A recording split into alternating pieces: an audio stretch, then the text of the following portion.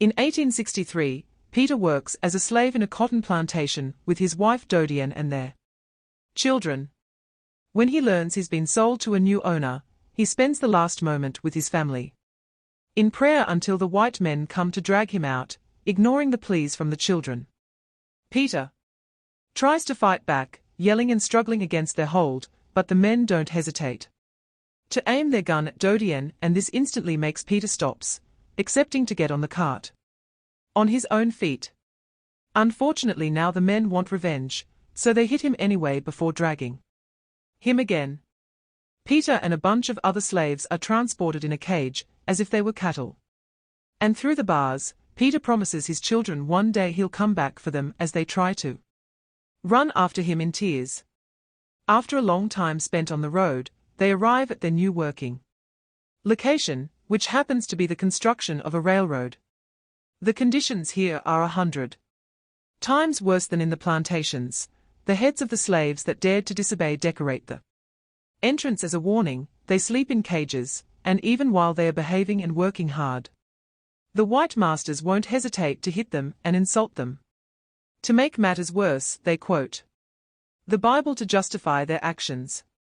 There are also lots of feral dogs around, who are sent after any slave that tries to run away. When a slave does misbehave, sometimes they are just whipped, but other times they are shot right there in the middle of the field, and other times the boss Farsale will brand them right on the face. Farsale keeps two men as his right hands, Harrington and Knowles, who was also bought as a slave, but was chosen to become part of the guards because of his hunting skills. Peter tries his best to behave, but even when he tries to help his friend Gordon when he falls, he gets yelled at for daring to do anything that isn't working. One evening, after all the slaves are sent back to their cage, they have to watch how John is thrown inside while wiggling in pain because of his branded cheek. A slave named Thomas is trembling in fear, and Peter tries to comfort him by asking him to remember his loved ones and to think of this as just work. He also offers the word of God, who is always watching over them, but John scoffs at him because clearly there isn't a God that cares about them. Peter doesn't react to the taunt though. He keeps calm and promises John to pray for him.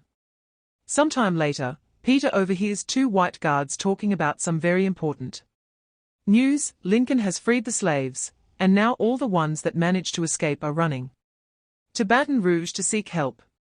The conversation's suddenly interrupted when a guard notices Thomas made a mistake with the food and intends to punish him, but Peter comes in his defense, explaining he's just a kid. The guard hits him before taking out his gun to point it at Peter, ready to kill him for such insolence, but Farsale stops him because he's taken a particular interest in Peter because of his attitude. Later, when Peter is back in the cage, Farsale approaches him to tell him he's his god and Peter is his dog now, to which Peter replies that then he should be fed the same meat as the dogs. At that moment Farsale just laughs, but the next day, he puts Peter in chains and makes him kneel in front of him while his dog keeps barking and growling at Peter. Only a few inches between them. Now the dog has committed Peter's scent to memory. Later over lunch, Peter tells the other slaves about Lincoln and Baton Rouge, which they could reach after 5 days of walking through the swamp. Some of the slaves are hesitant because surviving the swamps isn't easy, but when Peter reminds them they probably won't survive this place either, he gets the support of a few men. Now they only need to wait for the right time to escape. Sometime later, a slave dies in the middle of work, and the guards make Peter drag him to the pit where they throw all the bodies together. There are some white deserters that should be digging, but as soon as they see Peter, they say a black man should do this instead, thus Peter ends up grabbing a shovel to fill in the pit. Peter realizes this is the perfect chance for him to pull off the plan, so he waits patiently for the guards to be distracted by an explosion on the field and jumps on them to kill them with the shovel and steal a knife before running away. The other slaves and the deserters see this and take the chance to start running as well, hitting a few guards in the way which allows John to steal a gun. Other guards raise the alarm and immediately begin shooting the runners, killing as many as possible before they are lost in the woods. Farsale does some shooting of his own, too, killing the deserters, but he hates the fact Peter got away with it and calls for Harrington, Knowles, and the dogs to go after him. Peter manages to team up with 3 of his friends, and he guides them through the forest by keeping an ear up for any dangers approaching. Eventually, they manage to find the swamps and most of the team doesn't have trouble crossing. But Thomas freezes when he sees the crocodiles, allowing the dogs to catch up with him. After the beasts have done enough damage, Farsale calls them back and demands to know where the group is going. But Thomas refuses to answer. This prompts Farsale to offer a deal: if Thomas tells him where the others are going, he'll allow him to leave. A terrified Thomas confesses what he knows and is indeed allowed to go into the swamp, but as soon as he turns around, Farsale shoots him and lets the crocodiles eat him. Meanwhile, Peter, John, and Gordon finish crossing the swamp safely. Peter thinks they should take the other swamps, but John won't take orders from anyone and decides to take the horse trail, feeling like he can stay safe thanks to the gun he stole. Gordon wants to follow Peter wherever he goes, but Peter thinks they'll be harder to track if they split up. So Gordon chooses his own way through the woods after Peter reminds him to follow the sound of Lincoln's cannons. Afterward, Peter begins choosing his own way, only to discover his leg is bleeding because he had been touched by a bullet after all. He needs to do something about it soon, or the dogs will smell the blood, but first he needs to run for a while to put some distance between him and Farsale. Moments later, Peter comes across a house owned by a white family that also keeps slaves. First Peter grabs a vine from a tree to tie above his wound as a tourniquet. Then he sneaks around by staying hidden behind a pile of logs. This allows him to reach for some water from the pump and to notice the clothes hanging on a rope. Taking a big risk, Peter across the garden and steals a shirt before running into the forest, but one of the family kids sees him and alerts everyone by ringing a bell. Farsale hears the noise and follows it to the house, where he's told by the family about the direction Peter took off. Peter's running as fast as possible, only stopping to bandage his wound with the shirt he stole. Moments later, he takes the blood-stained shirt off and hides it in a trunk for the dogs to find while he hides under the swamp water.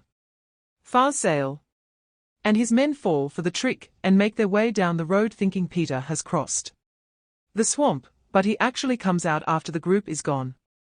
Suddenly, a crocodile takes the chance to attack him, so Peter thinks fast and pushes it away with a thick branch before killing it with his knife. At that moment, Dodian wakes up from a nightmare where she saw her husband in danger. The kids wake up as well and worry about their father, but Dodian promises he's alive and that he'll come soon because he's survived things no other man could. When night falls, Peter hides on top of a tree and uses his knife to remove the swamp leeches from his body, which means some blood drips on the plants surrounding him. Meanwhile, Farsale and his men find the dead crocodile and open it up to find it empty, which means Peter escaped through here. The group decides to camp for the night and feast on the crocodile, which prompts Harrington to actually compliment Peter for his skill. Farsale immediately scolds him for it and tells him about the lesson his father taught him: if you give black people just a tiny thing, they'll ask for more and take things like their jobs and their lands. The next morning, Peter continues to run while making sure to keep his body covered with mud and animal excrement. It means he's constantly surrounded by flies, but it helps cover up his scent. When he has to cross another swamp, he thinks about his family and prays to his Lord to keep the fear of the beasts away, and when the sun suddenly shines on him, he takes it as a sign. While Farsale splits his group to cover more ground, Peter's lucky to find an abandoned treehouse with clean water and some leftover food. There are also some hot coals, so Peter uses them to heat up his knife in order to cauterize his leg wound. Afterward, He puts the coals on the empty bucket and takes them with him as he climbs a tree to throw the smoke at a beehive. This scares the bees away and allows Peter to take some honey. Far Sail sees the smoke and begins riding toward it, but Peter's already on his way out. The treehouse also has a boat that a snake is using as its own hiding place, so Peter carefully pushes it away with a branch before jumping into the boat and sailing away, as he enjoys the taste of the honey. In the meantime, Dodian is approached by her master, who tells her he's sold her and she'll be gone in 2 days. Her children aren't allowed to go with her, though, because her new master will give her a new husband. Dodian is deeply hurt by the news and still wants to wait here for her husband to come back, so she takes a rather drastic choice to avoid being sold. She goes to one of the machines used for the production of cotton and puts her hand inside, pretending she's being caught in an accident. Back to Far Sail, he finds the treehouse thanks to his dog's nose and manages to keep track of Peter's direction while he crosses the river. Peter hurries to make his way into the woods where he's surprised to meet again with John, who is angry because now the white men will come after him as well. Peter swears he's not being followed and teaches John how to hide his scent. But John ignores him before they start running again. Just a moment later, they hear the dogs barking and hurry to hide. Peter gets inside an empty trunk while John climbs up a tree top. The dogs manage to follow John's scent anyway, allowing Far Sail and his men to easily find him. John refuses to come down, so Far Sail makes him fall with a shot before demanding information on Peter through violent means, but John still won't talk. Far Sail decides to take his head and give it to Harrington and Knowles for them to take it back to camp as a message. Peter closes his eyes to avoid witnessing his friend's death and offers a prayer for John's soul. After waiting a few hours to put some distance between himself and Far Sail, Peter comes out of the trunk when it starts to rain, only to discover exactly how they killed John, which shakes him to his core. He forces himself to keep going with grief heavy on his mind until suddenly he sees a bunch of horses running by, including one on fire. Peter follows the direction they came from and finds a house on a plantation. But everything is on fire and all the white people are dead. It seems the slaves here also heard the news from Lincoln and took matters into their own hands. With his knife out just in case, Peter enters the house and slowly walks through the rooms until he comes across the dining table, instantly throwing all caution to the wind and jumping on the food and wine to feed his tired body. He doesn't stop until he hears a weird noise coming from upstairs, and he follows it until he finds a dying girl stuck under a harp that she keeps playing as a plea for help. Peter immediately rescues her and takes her outside, where he puts her down on a table before trying to fetch some water. The girl is scared though and makes him stay as she gives him her cross pendant. And Peter takes it, understanding what she needs, a prayer promising gods with her. He's so distracted that he doesn't hear Harrington approaching until it's too late, and Peter has to drop his knife and step away from the girl if he doesn't want to get shot. The girl dies as soon as Peter leaves her, and he's so furious that he dares to violently turn around and kill Harrington by using the cross as a stake. At that moment, Knowles also arrives, but Peter thinks fast and grabs Harrington's weapon to shoot him. Knowles tries to explain to Peter that someone capable of killing a crocodile may be accepted by Far Sail in his ranks, but Peter calls him the worst kind and leaves him to die. Hearing Far Sail approach because of the barking, Peter decides to run into the cotton fields for cover, and when the dog comes too close, he shoots it. Far Sail eventually comes across the body, which makes him even more determined to catch Peter. The next morning, Peter arrives at a beach filled with the bodies of white men that died during the confrontations against Lincoln's army. Unfortunately, they don't have any provisions for him to take. But in the distance, Peter can see the ships and hear the cannons that indicate Lincoln's men are near. Excited at the thought of finally reaching freedom, Peter begins running again. But suddenly a horse appears by his side and he's pushed to the ground with a few hits. It's Far Sale, who offers Peter some of the meat he had asked for back in the cage, and asks him to beg. Since Peter won't obey, Far Sale takes out his gun and reminds Peter he's his god, but before he can pull the trigger, someone else shoots him first. Peter tells the falling body that he's no god before turning to meet his saviors, who are Lincoln's native guard led by Lieutenant Caillou. Peter's body finally gives into exhaustion and hunger, so the soldiers take him to the infirmary tent on their camp in Baton Rouge. Because his leg wound is infected, the nun nurse makes Peter rest. And for a few days Peter does nothing but dream about his family. Once Peter is feeling better, he sees one of the soldiers to get his new papers as a free man, although he has to make up some information he doesn't know, like his age. Unfortunately, he isn't allowed to leave and search for his family yet. The white soldiers are taking advantage of the fact the slaves are technically stolen contraband and give them two choices: they can work on the federal farms or join the army. Peter refuses to keep following orders, but when the soldier points out that joining the army can help him rescue his family and be free for good, Peter accepts to join. Afterward, Peter discovers the army has found Gordon too, and he's hurting but alive. Peter is glad to see him, but it pains him to tell him about John. Then Peter goes to see Caillou for his uniform. But first he's asked if he'd be interested in helping the cause by posing for something called a photograph. Peter is wary, but Caillou promises the white photographers are harmless and their intentions good. It turns out these men are taking pictures of the reality behind slavery to let the world know, and Peter agrees to show his bare back to the camera, exposing the scars of hundreds of whippings. Next, Peter's taken to see the general, who asks him about all the information he may have about the railroad the enemy's building. After Peter shares all the intel he has, the general stares at his picture and points out that those scars equal disobedience, which isn't a good quality to have in the army.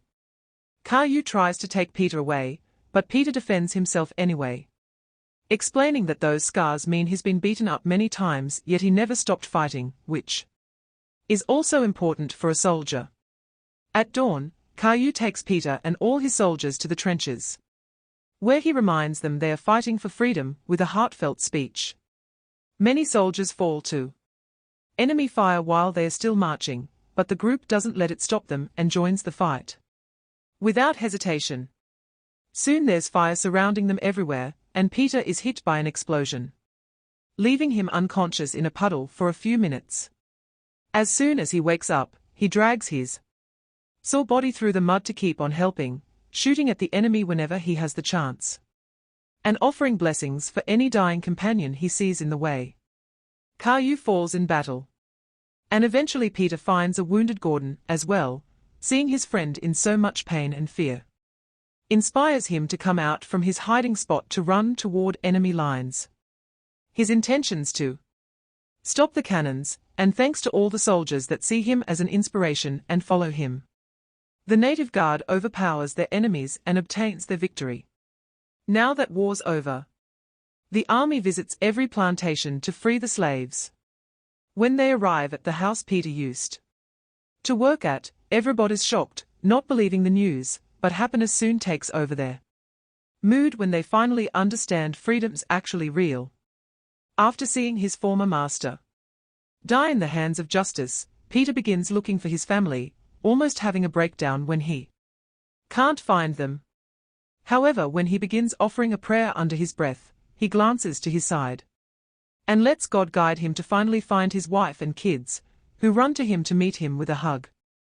The photograph of the Real Peter became an iconic part of history and traveled the entire world many times over. In 1863, thanks to Lincoln's proclamation, over 400,000 black people escaped to freedom. By 1865, nearly 4 million slaves in America were recognized as free.